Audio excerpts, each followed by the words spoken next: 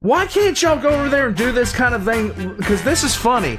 Oh, wait, there she is. There she is. Look. This is what she does.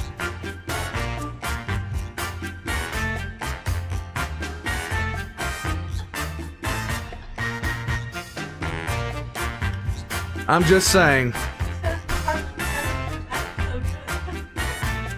My dog is broken. Somebody send help.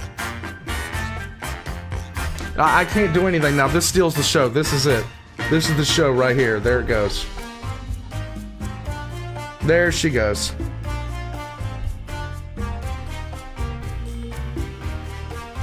Her foot is caught. Alright. I'm gonna see to my ridiculous dog, and then I'm going to hit play on this. You know, there was a reason I wanted to put stuff up. Because I wanted to avoid distractions of any sort while I was over here doing stuff. Oh, are you...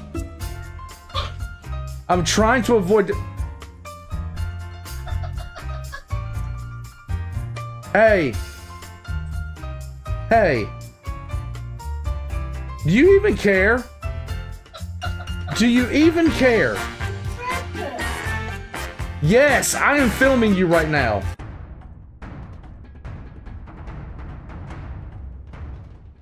Hello, Warpugs. I am Yuli. We are here for the Russian Navy sucks at everything, yes? This is why they're losing to a country that doesn't have a navy. They have a bass boat and a canoe, and somehow they've lost the entire Baltic Sea fleet to the thing, including the flagship. My brain hemorrhages with the thoughts of this that happen over and over. It's like a conflicting series of supernovas going off in the background. Just, how much do you have to suck at war? I'm sorry. Your troops need food. Your tanks need fuel. Don't neglect your ships. Train your people. I'm not sure what's wrong with all this. There is a pug right over there. There's another one grunting off screen over there. And there is a wife sitting over there mocking my every motion. Yep. Even when I buy her a house, it doesn't stop, Warpugs. Flee! Flee, you fools! Anyhow. She's holding up Sassy right now like she's a hostage. This is not a negotiation. Warpugs, Yuri, he does not do the Russian Navy, yes? It just literally sucks. Oh my god. Every single, like, okay, so seriously, I'm going to have to do something on the, on Russia. And why every single time I see anything about them, I have a conniption fit. Like, every single time I see something about them, I have a conniption fit nowadays. I eventually have to make something about this to address this, okay? To address this. Stop. Ha ha ha ha! I have one. I have captured it. It is a little boy. Yes. What's your thoughts on the Russians? What's your thoughts on the Russians? Tell them. Tell them. Hold on. Really? Go on. Warpugs, this is about the K-19. Now, if you don't know about the K-19, the K-19 was a Russian nuclear sub where incompetence was the order of the day, okay? Which, shocker, it's become a standard of this series and the Russian Navy at large. It baffles my mind how many times the words any kind of naval, any kind of like Russian military disaster can always be traced back. It's like the 7 stages of Kevin Bacon. We only need 2 stages of Kevin Bacon at this point between Russian military disaster and incompetence. Warpugs, the K-19, the Widowmaker. They made a disaster so bad they made a movie about it. And it was really covered up throughout the entire Soviet Union. Not many people knew about it. Warpugs, we're going to jump right into this. It's the history of everything. Subscribe to him. Subscribe to him just because of the fact that every single time he pops into Animarchy's live streams, he is called a hoe by the chat in there, which is basically an acronym, a history of everything. Ho. Poor guy. Subscribe to him. Guys, the last thing I saw, like, I watched it by myself. It was Laserpick, Animarchy History, a couple of other people, History of Everything, watching the Victory Day Parade. Oh my god, I could write a book about how much my brain exploded during that thing. It's bad when you can literally sit there and watch a Victory Day Parade and know that the enemy they're fighting has access to more of their own equipment than they do. Anyhow, of course, it's all towed by tractors. Let's get into it. The Russian Navy sucks, Part 4, K-19. You know, the funny thing about the Russian Navy is that it is just so horrific that I can keep making more and more episodes. No, seriously, I have not even begun to scratch the surface yet. Like, we're not even there. So let's get on to it with a lesser known, but even more colossal Soviet screw-up that once again was stopped by self-sacrifice. Seriously, it's a movie by Harrison Ford. It's time, after months of waiting, for K-19.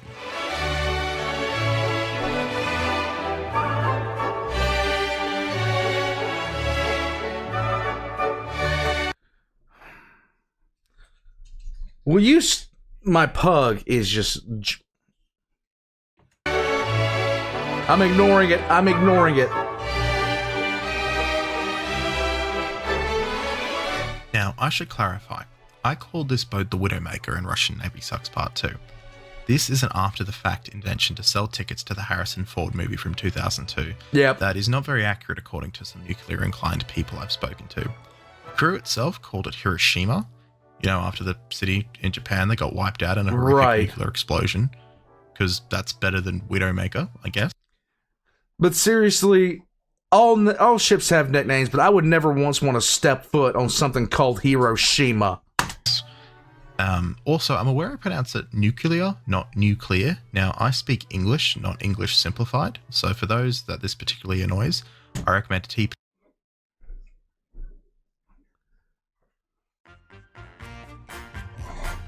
Do you hear this? Oh god, there she is again.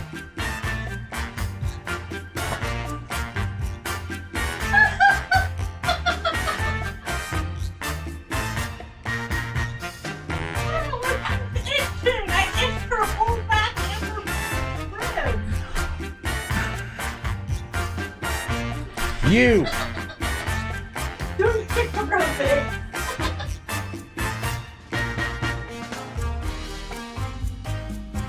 What are you doing? What is this?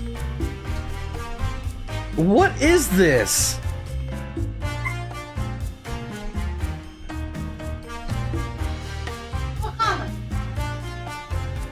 I'm sorry. I'm sorry. Give me a second. I have had the wife take the pup away. A spoon of cement or a strong whiskey. Either should suffice. Okay, hold on. Let me back this up a little bit. While you listen to me. You know, after the city in Japan, they got wiped out in a horrific nuclear explosion. Because that's better than Widowmaker, I guess. Also, I'm aware I pronounce it nuclear, not nuclear. Now, I speak English, not English simplified. So for those that this particularly annoys, I recommend a teaspoon of cement or a strong whiskey. Either. I have always viewed this as a matter of accent. Some syllables just don't roll off the tongue. I say it nuclear.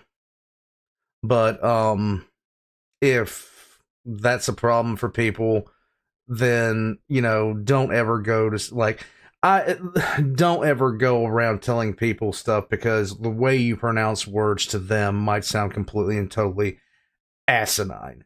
So, unless somebody is, like, really, really just butchering a word, Like for me, certain words with my accent, the way I've developed the covering up my accent, I can't really say them. Specific is really hard for me to say unless I'm preparing to say the word ahead of time.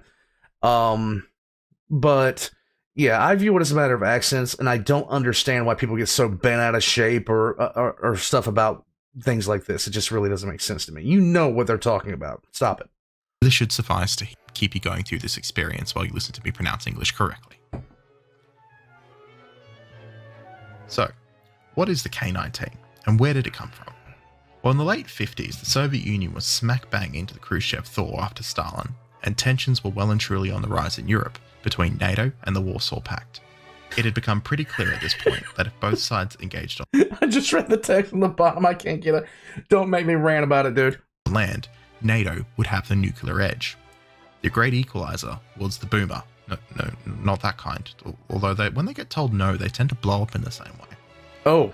Nuclear-armed submarines that could fire from a concealed position allowed the Soviets to truly threaten the continental United States, and in return, the US, using these boats, could ensure that the MAD, or mutually assured destruction, would occur if the Soviets fired first. Mm-hmm.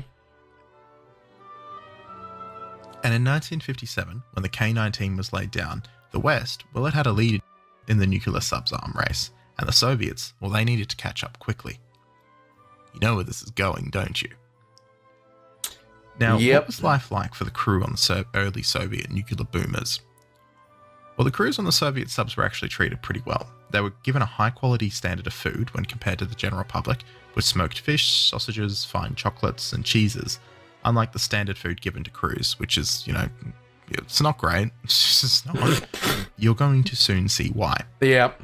The bad luck started before K-19 even hit the water, before it was even finished being built.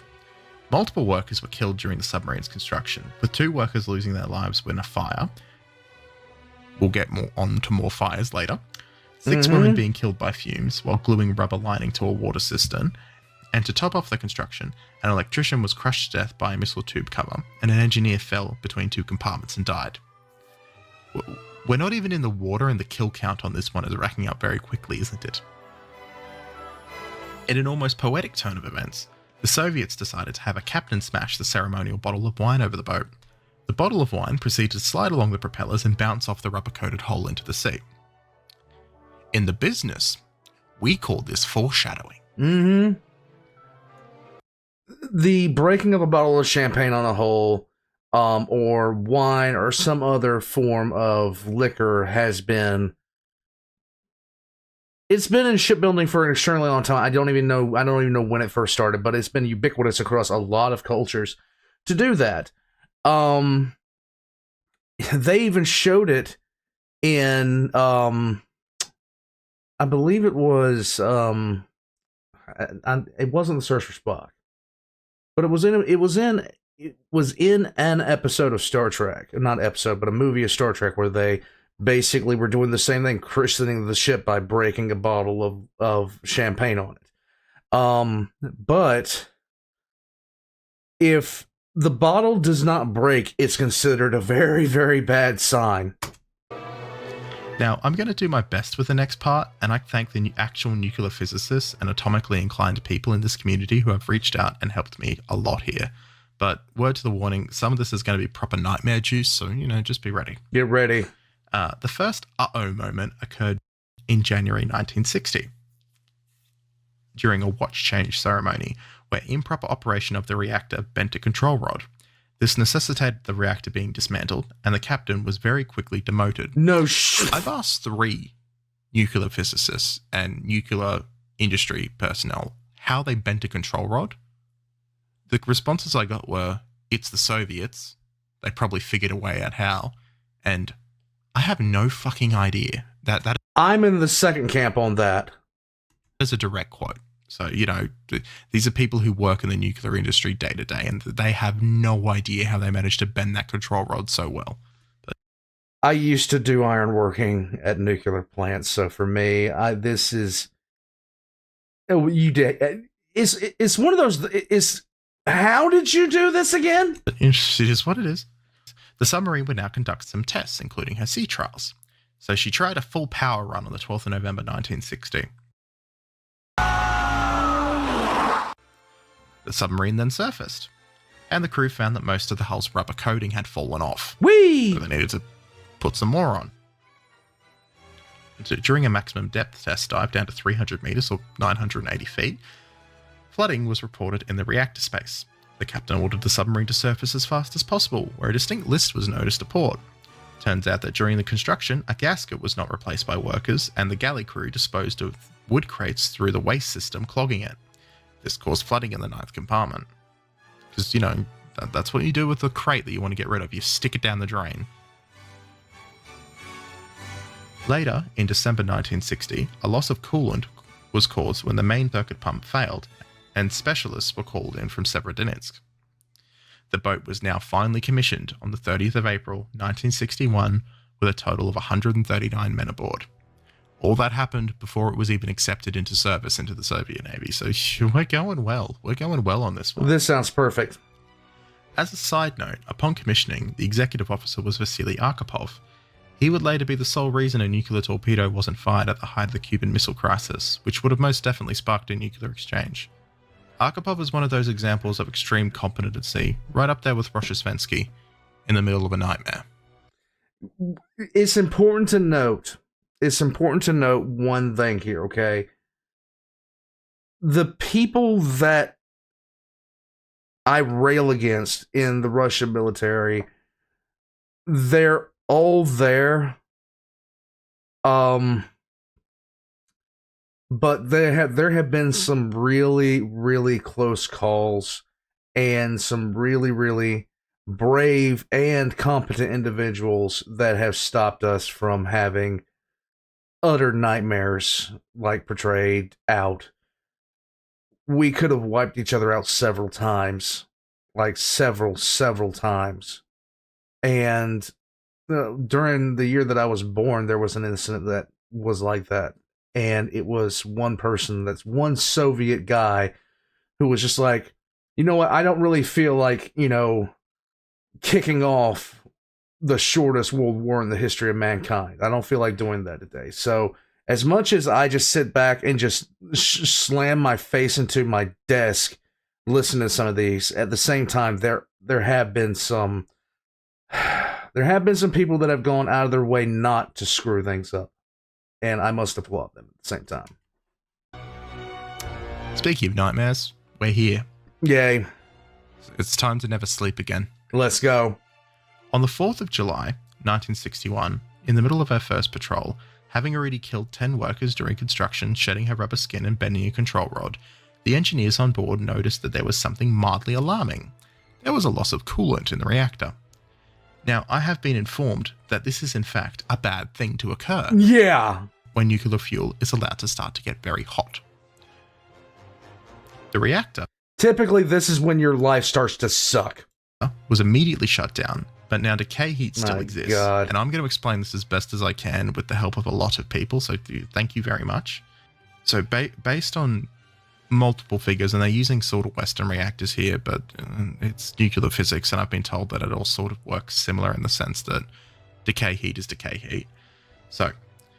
decay heat still exists even though the reactor's shut down, and it is about 1/3 of the reactor's thermal power when on load, and it starts to shed. Now, according to a nuclear-brained person, they said that the reactor on 1/3 would have had the thermal equivalent of about 9,000 average homes without cooling. Just to head off the expected comments, when it comes to the relating power mentioned above for decay heat, thermal energy does not translate 1-to-1 with electrical energy.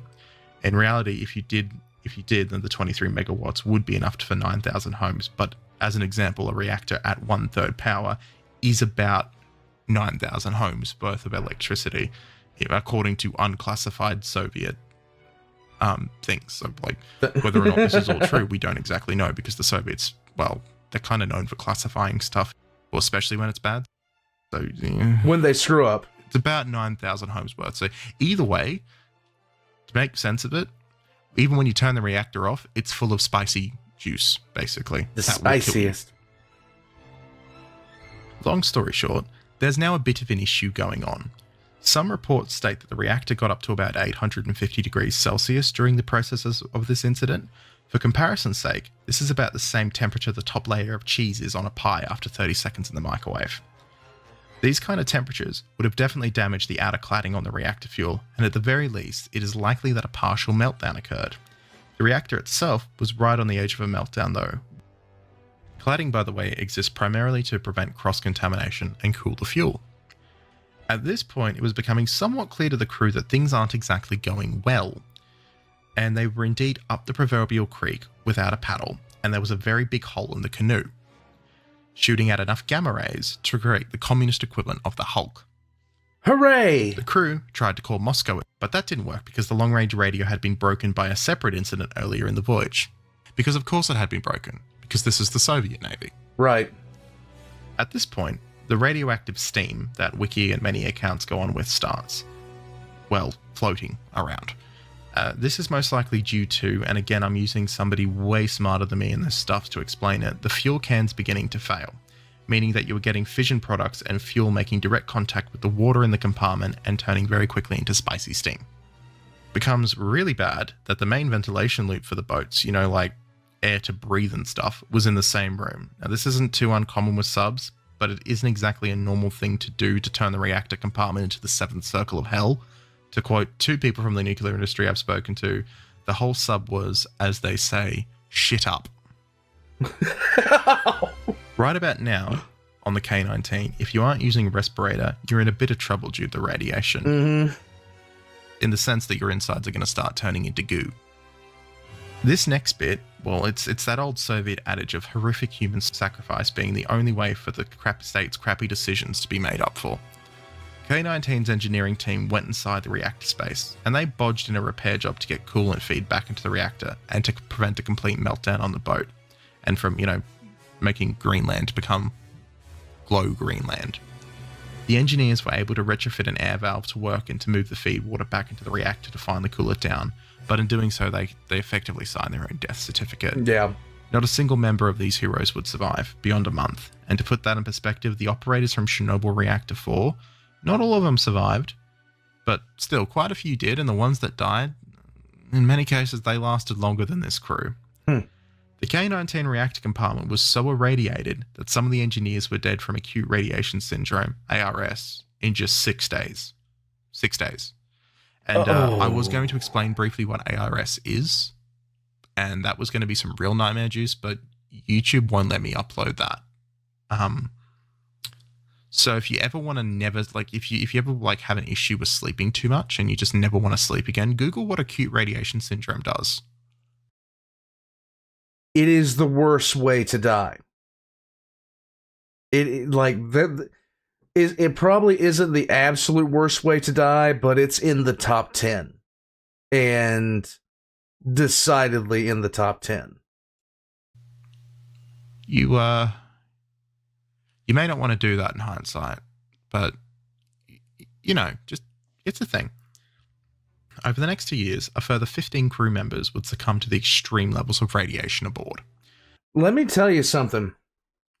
When you work in the nuclear field, if you go into even the barest level of containment for this, and for the U.S. nuclear field, that's like if you're on the facility, you have to go through a screening, and they screen you like nobody's business. If you pop off, if something on you pops off as radiological in any way, shape, or form,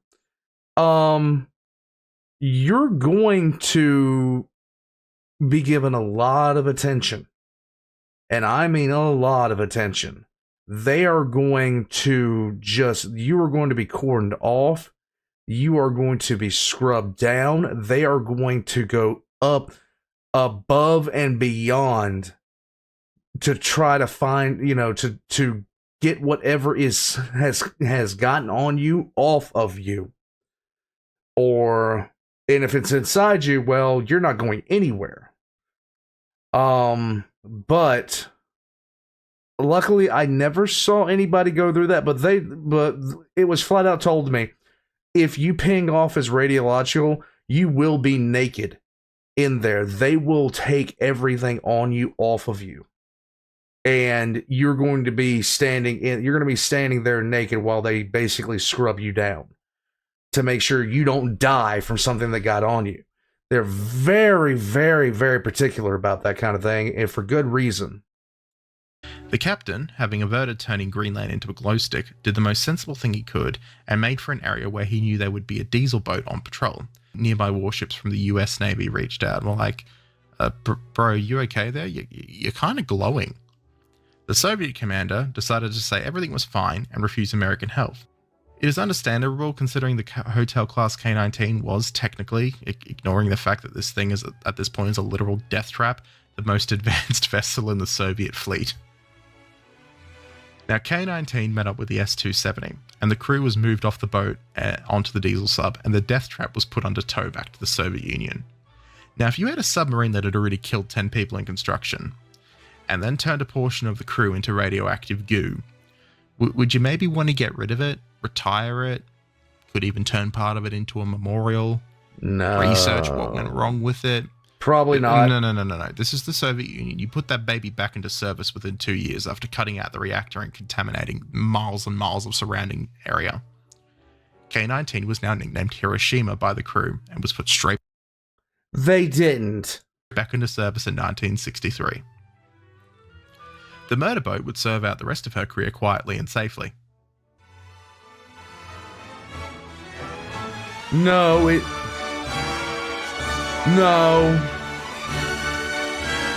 This is a lie. This is a lie. I'm just kidding, this ride is not over yet. Weirdly, the nuclear incident that made the sub famous wasn't actually the deadliest thing to happen on that boat. Really? On the 15th of November at 7:13 in the morning, K-19 collided with the Permit-class nuclear attack submarine USS Gato in the Barents Sea at the depth of about 60 meters or 200 feet. K-19 blew her ballast and reached the surface. I didn't know that there was this sub. The impact completely destroyed the bow sonar systems and mangled the covers of the 4 torpedo tubes. K-19 returned to port and rejoined the fleet. USS Gato was fine and continued its patrol. We're still going. Believe me, I want this one to end too, but the horror show, it's still coming. On February 24th, 1972, the boat again caught fire. And now this was at a depth of about 120 meters or 390 feet below the surface. And this is about 1,300 kilometers or 700 nautical miles off Newfoundland in Canada. The boat surfaced and the crew was evacuated to surface warships nearby, save for the 12 men trapped in the aft torpedo compartment. Towing was delayed due to weather, and the rescuers could not reach the men due to the conditions of the engine room. The fire killed 28 sailors outright, and a further 2 after they were evacuated. The fire was caused by hydraulic fluid that wasn't contained correctly, dripping into a hot filter. K-19 was again repaired and put back into service. On the 15th of November 1972, you're never going to guess what happened. Well, another fire broke out in compartment 6, but thankfully the fire extinguisher... What is it about Russians needing to make fire on things that shouldn't be caught on fire? Actually worked this time and nobody died. Oh, okay, great. Is a tremendous surprise that no one was dead from this one. On the 15th of August 1982, another electrical fault caused another fire, severely burning 2 sailors, one of which would later die 5 days later. Finally, in 1990, the submarine was finally decommissioned and towed to Nerpa in Murmansk to be scrapped. K-19 had finally stopped killing, but her story isn't over yet. A section of the submarine was purchased by an ex-crew member, Vladimir Romanov, who wanted to turn it into a Moscow-based meeting place to build links between submarine veterans from Russia and other countries. Naturally, those who had survived Hiroshima weren't a fan of this, so he and I kid you not, turned it into his place of residence in northwest Russia. I don't even know anymore. I don't understand. Why are they like this? Why? But that, my friends, was part 4. If you enjoyed it, please do like, comment, and subscribe. Join our Discord crew, and I will catch you next time. The next video will probably non-Soviet or Russian because I have been working on a demon of an essay about the fall of the Soviet Union, and I just want something competent to deal with. I'll probably talk about the Royal Navy because they won't hurt my head as much. They'll be kinder to me.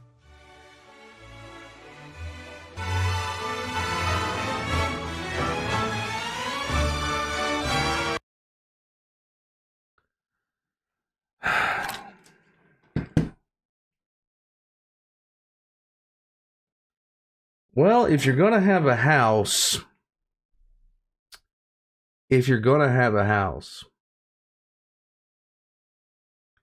I have said several times that I viewed my ship as my home. I viewed my ship as my home. My apartment was my second home while I was in the military. So I viewed my ship as pretty much my home. That does not mean I want to go back and grab my rack from my ship and try to sleep in it again. It was one of the most uncomfortable experiences of my life, and I nearly broke my nose waking up and slamming my head into the little reading light. Whoever installed the reading lights on my ship in the bunks in the sleeping quarters was a sadist, because it was perfectly lined up to where if you were in rough seas and you had a dream about falling and you sat up real fast, the bridge of your nose right here would slam into that light as fast as you sat up. So I don't know how many times I actually did that, but my God, it was painful. War Pugs, History of Everything brings us yet another fine example. A shpakulka. I think I said that word right. Russians doing Russian things. And this is when they were supposed to be really, really, really terrifyingly competent. This should tell you something. War Pugs, at some point I'm going to have to make a video detailing why what's going on with Russia right now is driving me it literally drives me insane. For some strange reason, every time I hear anything about Russia or watching them about Russia, I almost go into a conniption fit. But there's a reason for that. I need to put something out because of that. War Pugs, I hope you enjoyed my pug shenanigans. I hope you enjoyed History of Everything. Be sure to like and subscribe. Check the links in the description down below for Patreon, the Discord, everything else like that. And join. Just, yeah. My God. War Pugs. I'm out. I'll catch you guys next time. And yes, I am going to replace these carpets. They were destroyed long before I even showed up. My wife has already got some plans for me. I don't know. It's her plans. I'll see you guys next time.